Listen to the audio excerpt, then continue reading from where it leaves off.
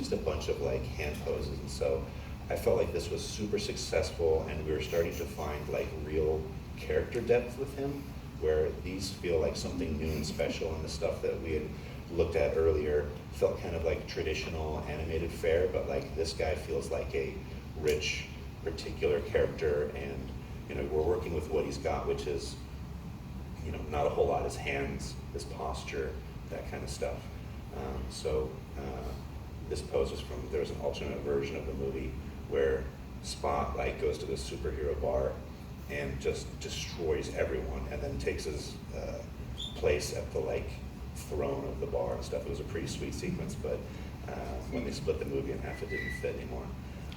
But it was pretty cool. And then a walk, cycle, and so we felt like we were starting to figure him out. This is also another piece that Humberto did. So as he gets his power, we wanted to display it in more than just like his spots get bigger or something like that. And the pitch here is kind of that it's like an infection. And so there's various versions of this throughout the film as he's getting powered up.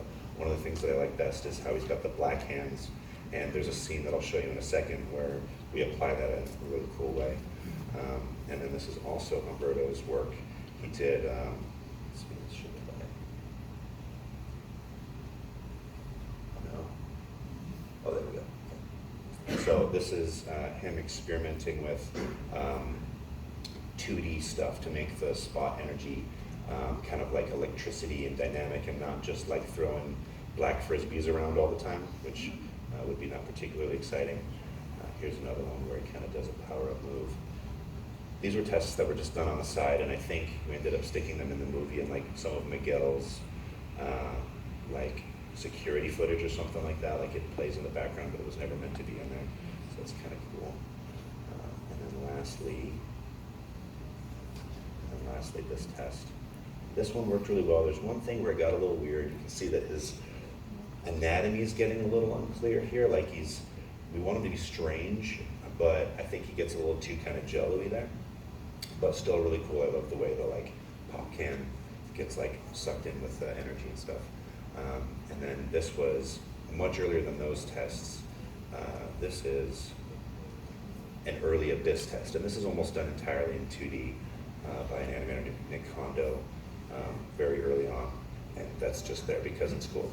And then, so here's some of this stuff in play. So here's the animated version of the coda of the film.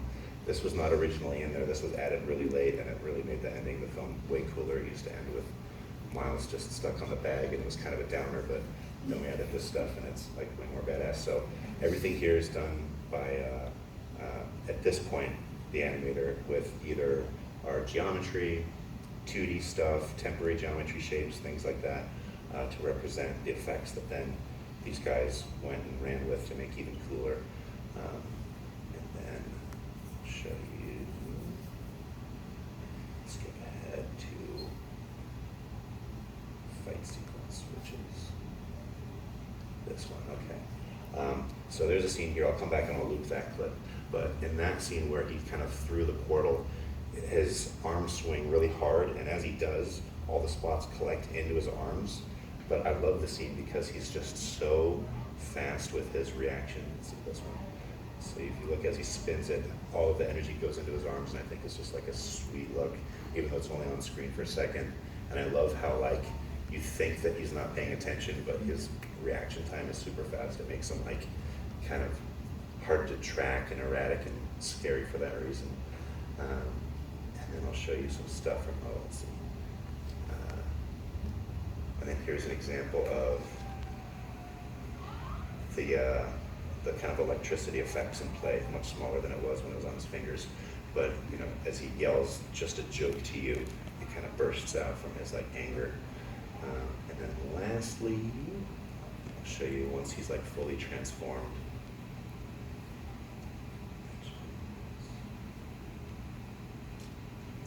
These are some of my favorite scenes in the film, just because he's so different once he's all powered up. He's got this confidence, he's stoic, he controls his motion.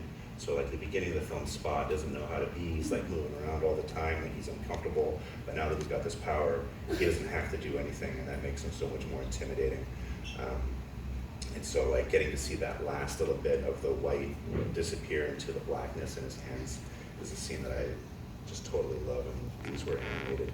This was animated by Nadeep Varghese, who's one of our best dudes. There we go. Yeah, I love that scene. And so we're using like multiple rigs there. We're using like what we call post stamps, which are like little geometry imprints that don't have a full rig, but it allows you to like put extra limbs in temporarily and stuff like that. But it kind of acts as a guideline for the downstream departments. And then I'll play the lit version. I think that'll be it for my part. All 2D and 3D stuff just for the play blast. And then here's the actual scene. If I could redo that scene, I would probably hold his hand out the entire time, so that way it's just draining into the blackness. But what's there is still pretty cool.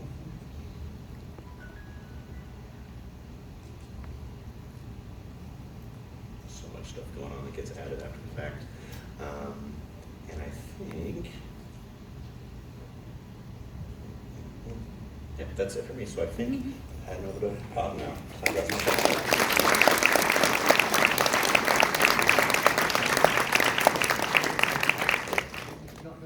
For a moment. No, never. We were talking backstage how I always get nervous for the first 5 minutes, and I was like, not nervous at all. If you don't have a plan, you can't screw it up. I don't know how you do that. Okay, so I was the effects supervisor on the show, but I kind of did 2 roles. I did effects supervision, but I also developed some tools. So my talk is actually going to be split into 3 sections. Okay, so the 3 sections are going to be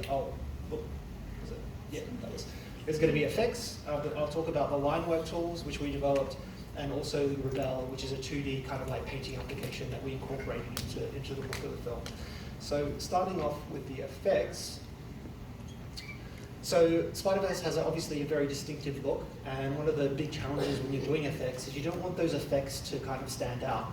You want it to fit into the look of the film. So you don't want the style of the effects to kind of like deviate too much from what you're doing.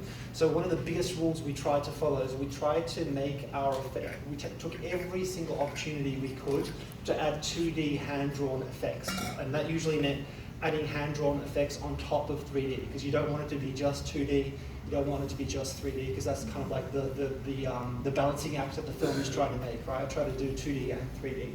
So I'll show you an example of that. So here we have, in this shot, we start with a volumetric 3D simulation first. The simulation then gets stylized, so it's not just straight up volumetric 3D rendering.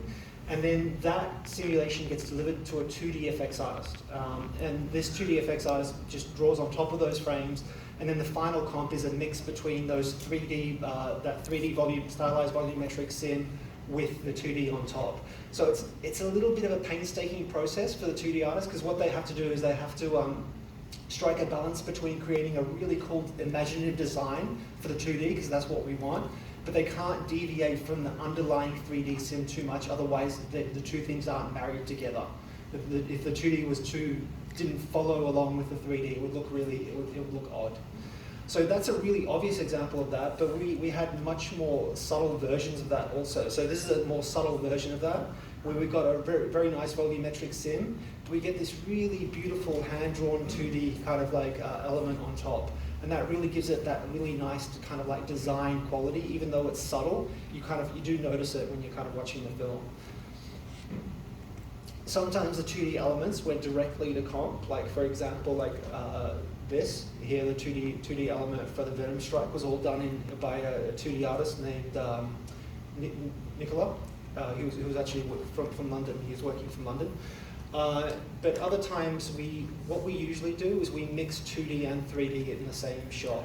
So 2D and 3D effects, they both kind of like good at different things, right? So the 2D effects is really good at hitting a design, because that's essentially what 2D artists do, right? When they're drawing, they've got a really good imaginative design quality to their work.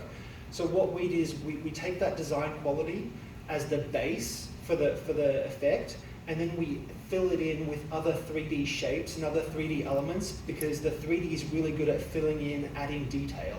So we kind of take the 2D as a base, and then we add 3D elements on top of that to fill in the detail, because it would be too time consuming for the 2D artist to